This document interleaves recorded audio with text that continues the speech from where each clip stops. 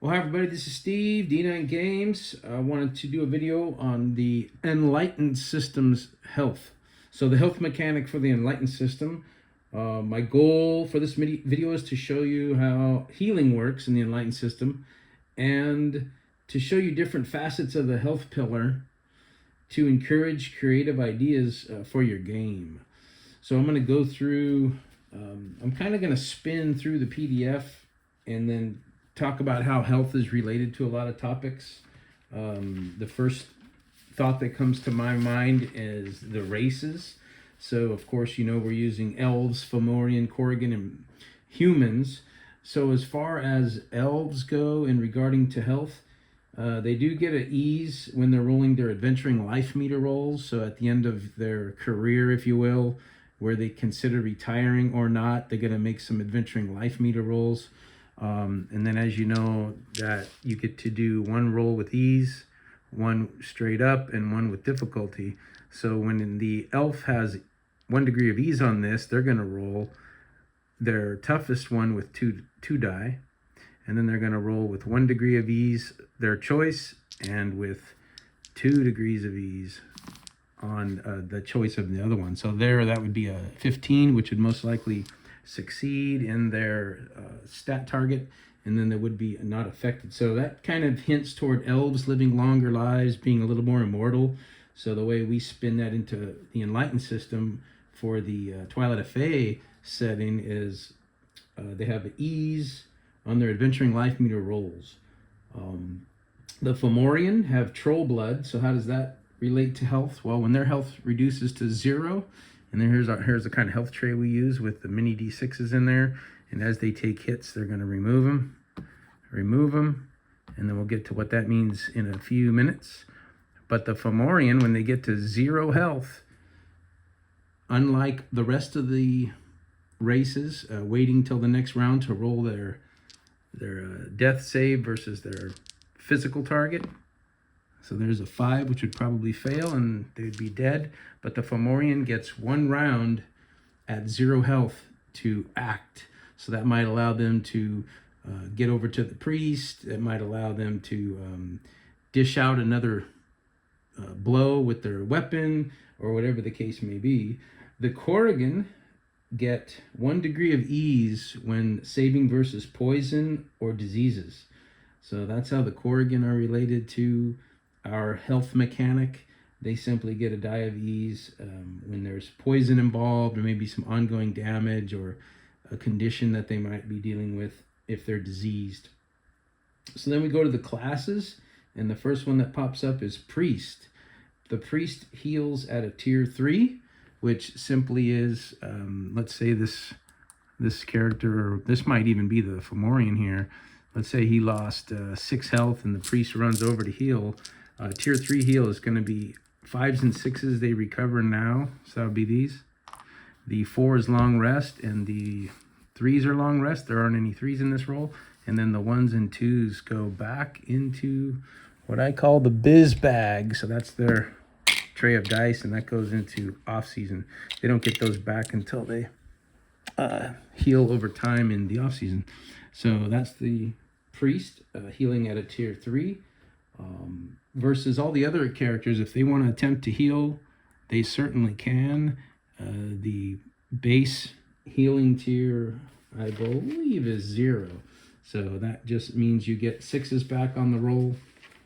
5s are long rest, and 1 through 4 go to off season. So you really don't want to be getting healed by somebody who has no business healing. What that generally translates to is they're making your wounds worse, or maybe they take something that could have been bandaged up, and they cause infection or something. So the Priest heal at tier 3, all others tier 1 healing. And then of course there's another exception with Corrigan Priests. Corrigan Priest might have, if they choose, because they get the extra special divine favor from the gods, or God, however you're running it, they could add a tier to their healing as well. But that's just all in the custom, and there's a million different variations of this, but that's just the base. The Druid heals will vary. And for example, if a Bard takes Druid, They might be starting at basic healing. If the Corrigan takes Druid and has Priest already, they might be bumped up to tier 5. So there's a lot of different ways that the classes play into our healing system as well. So that's it for races and classes, really. Magical implements. So let's talk about wands. Wands, if you're using one, increase your damage by 1 increment. So if you're a mage dealing the overroll and a half damage, so if you roll over by 4, you're going to deal 6 damage as a mage. With a wand, it ups your increment from 1.5 to 2 times. So a 4 now becomes 8 damage with a wand. Of course, if you fail with the wand, it increases the damage that you take by 1 increment as well. So a standard mage in our game will take 1/2 the underroll, rounded up in damage. So if they miss by 3, they will take 2 damage. And with a wand, it goes from half to full. So whatever the underroll is, you miss by 4, you take 4 damage with the wand. So that's how the implement reacts to our healing system. Next topic regarding healing, let's see what off-season does. So in the off-season, in this game, we like to keep some kind of track of time.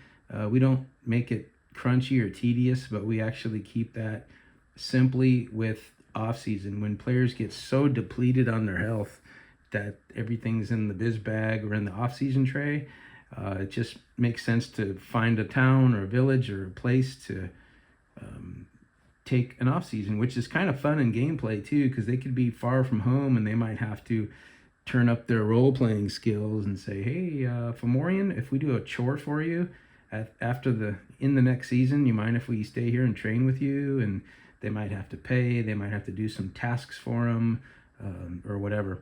But that kind of adds to some role play, adds to the adventuring, because they don't get to just keep running back to town, or the cleric keeps raising them up to full health. We don't have that in this game.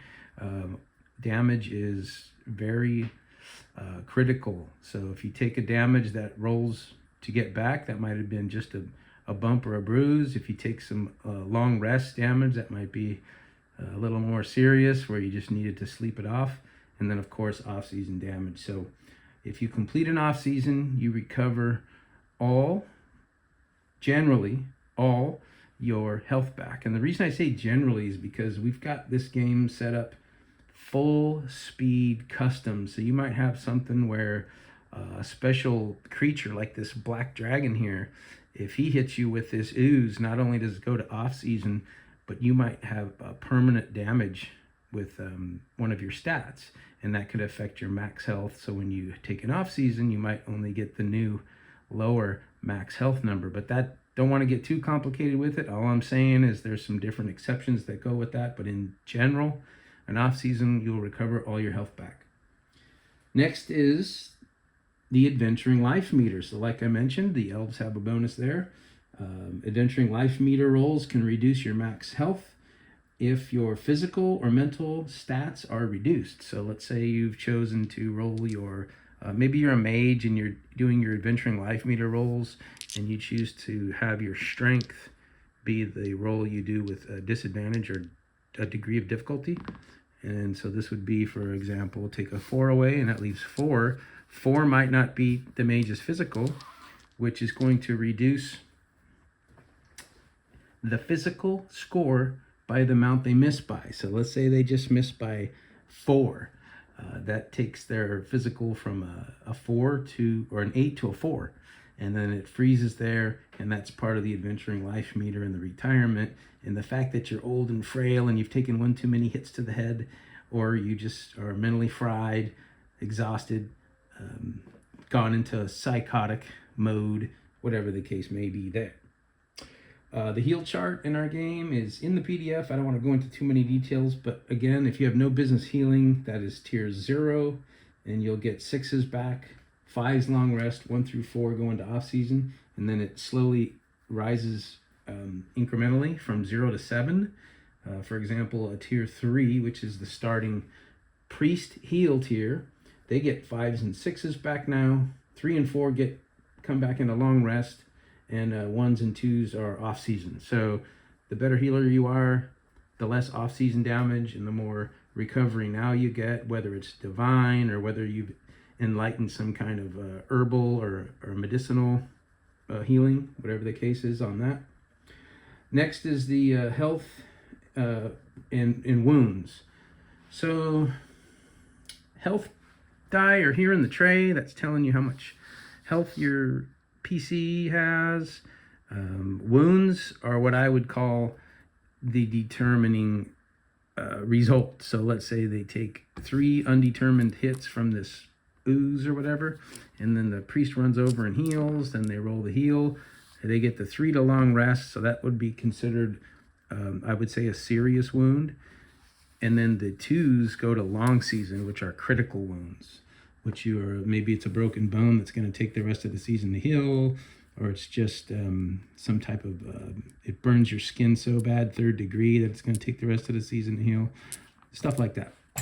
So that's how I would interpret or explain what wounds are in this game. You got your health die, which are undetermined, and then when they're determined, they become possibly wounds, either severe or major, or no wounds at all. They just come back through your healing. Enlightenment in this game could absolutely increase your healing. As you enlighten as a priest, you could tier up, go from a 3 to a 4 tier, which gives you better healing. You could add ease depending on what kind of enlightenment you choose to do, where maybe the priest gets enlightened in battle. So you can see here, Edward is healing Blake, or trying to revive Blake, who's down. And let's say he rolls a 9/9 on his combat heal. Well, that might give him range. So next time in battle, he might be over here fighting, bang, bang, bang. Blake goes down, help. So he gets within 20 feet, but he still stays in combat maybe. Or he doesn't want to get too far from another ally, and he can heal at range based on his enlightenment. So there's just different things you can do with enlightenments. Of course, that's the name of the game, and there's different resistances he could add. He could say, I don't want to increase my distance on heal, my range. I want to actually be able to heal diseases. So now, boom, he chooses to enlighten in the style of a disease cure. So somebody gets hit with one of these black goos or acids and they get a disease. Well, he might say, you know what? I enlighten that, so let's give it a roll. Boom, you're not diseased anymore, or you take less condition from the ooze or whatever. So healing in combat, like I mentioned, it's an action with exceptions. If you enlighten, maybe not likely to not be in action, but there's different things that can happen in battle, outside of battle. Maybe you're not in the battle, you're hiding behind a tree and you pop a potion or something. But generally, healing in combat is an action. Outside of combat, it's not, but you always get one roll so you can see if you can enlighten. Falling can cause damage, of course. Different stages of it, depending on what you fall in or on. And that's all part of the health system here. The death mechanic, like I mentioned, you're rolling versus your physical. Magic. So some mages, druids, seers, sorcerers, or whatever kind of custom mage you design could take damage on a failed cast. So you're casting, like Isabel here might be casting at the dragon some kind of ice or sleep or something, or fog, trying to distract it or maybe keep it from flying away, so we can get down to business here. And if she fails on the cast, she could take damage depending on what kind of magic items she has. And sorcerers typically take more damage on a miss. Like I said before, wands take more damage on a miss. Moon magic, soul magic, and magic including any type of elven influence or moonstones are more healing magic, more prone to giving healing abilities or life-giving abilities. So the magic is affected as well by the healing system. Now this one is a big part of one of the things I'm excited about, is the creatures. So you could have a creature like this black dragon, for example, with these ooze minions or ooze mini bosses that he shot out to attack these trolls, giants or Fomorian. The creature might have a special talent which, if hit by these ooze, Maybe if you miss your defense by 3 or more, or if you just miss it at all, one of your hits, let's say the ooze does 4 damage to this troll, 1, 2, 3, 4, and the troll has a little bit of armor, so maybe he only takes 3, but one of them immediately goes to off season based on the special of this dragon. And boy, would that shake it up for your players if they see that happening. Oh boy, we better get out of here. This stuff's going straight to off season. It's like an auto psychotic type of effect on the NPC or PC. Higher level foes can deal more damage and or deal conditions that might override standard damage dealing, such as damage that puts some or all health points directly to long rest, or even, like I just mentioned, off season. So maybe this dragon, when he blows an acid breath, they don't necessarily come out to undetermined, they immediately go to long rest. So these 4 are hits, but they're already long rest, and you usually flip the dice to a 3, which means long rest, and that way you know. And then keep them on 6 when they're undetermined, so if you get a heal, you roll them. He gets to 5 now, and the 2 goes to off season. So that's how we do ours. We really like this mini dice, giving you different dynamics of health without being too crunchy. It's a little crunchy, I gotta admit. Yeah, you've got a tray full of dice, but it's fun to roll a lot of dice, number 1. Number 2, we wanted some complexity in our healing. We didn't just want a priest to pop you up, pop you up, pop you up. Now some of this goes to off season and long rest, and you actually have to adventure, and you have to think, and you have to get the hell out of there sometimes. Loot can influence damage positively or negatively. You might have a cursed item that you don't know is cursed. You think it's just magical, and anytime you critically fail an attack or a cast with it, you lose 1 point to the off season. Something like that could definitely be the case. And then on the positive side, of course, every time you succeed could add healing. You could take dice out of the off season. I mean, that would be an insane artifact. So there's plenty of dials you can turn with all these different things as we go through the PDF and talking about health in relationship to the different topics of the game. Weakened is a signal. Weakened is a condition in this game, which is similar to bloodied. You get to about half your health, you're weakened, and it's not so much for the players, but it can be. That's why we use the trays, so the priest or anybody pertinent can see visually how their compadres are doing, similar to seeing them panting or bleeding on the battlefield. But for the monsters, you give a signal that says, hey guys, this dragon is weakened, and it looks like he's trying to get out of here. You know, he's had enough. He can see the writing on the wall, whatever.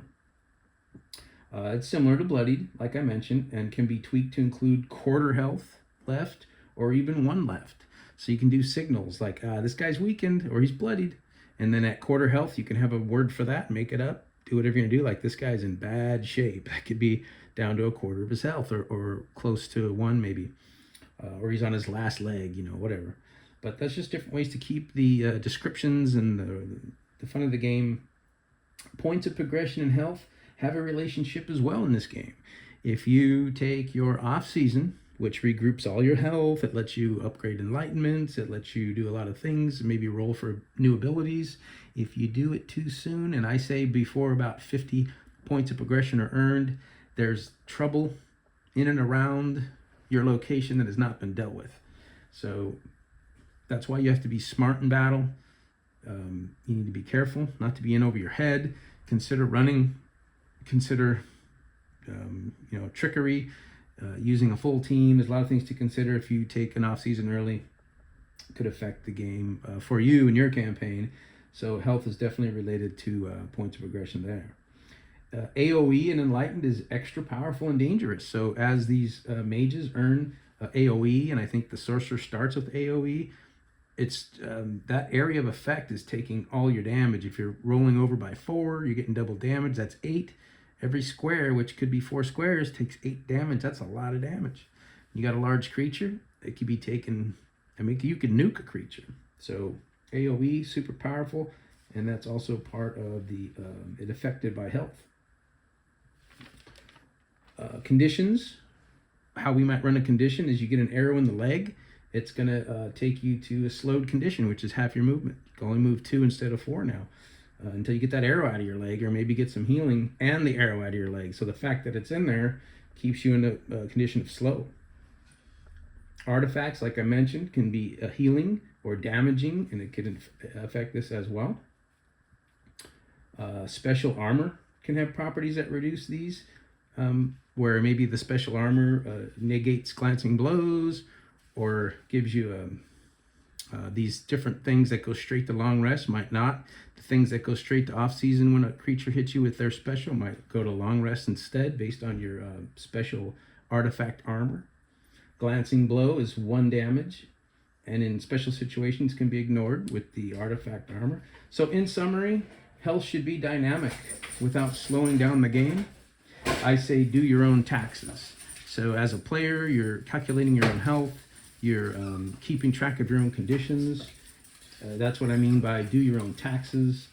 GMs need tools, not rules. So let's get these tools so they can use the dials and be creative, and not a bunch of rules. It is more intuitive for a game master to decide on the fly for the situation, as opposed to searching a rule book. So that's my main thing with game masters.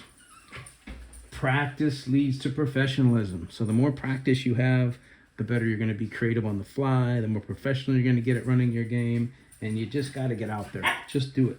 So at first, and it gets easier with application, practice, and just do it. So that's all I have on the Enlightened Health System. Everybody, until next time. Peace.